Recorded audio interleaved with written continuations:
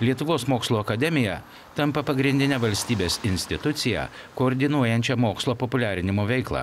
Jau padaryti pirmieji reikšmingi žingsniai, vykdant projektą nacionalinės mokslo populiarinimo priemonių sistemos sukūrimas ir įgyvendinimas. Parengta mokslo populiarinimo studija ekspertų, kur įvardinti tie svarbiausi žingsniai, kurie turėtų būti šalyje padaryti, kad šita veikla įgautų iš tikrųjų tokį pobūdį, kuris yra daugelyje šiuolaikinių vakarų šalių.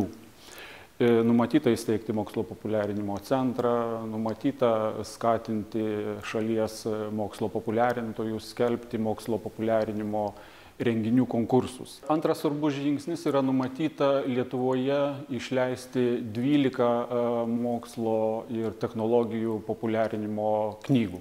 Jos bus išverstos per 2 ateinančius metus į lietuvių kalbą.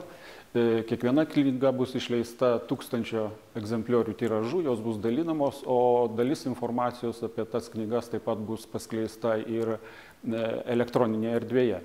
Negalima sakyti, kad Lietuvoje nebuvo atskirų epizodų siekiant populiarinti mokslą ir technologijas, leidžiant pavienės knygas, atskiras knygas. O dabar siekiame sukurti bendrą sistemą knygų leidybos ir ateityje ją plėtoti ir tobulinti.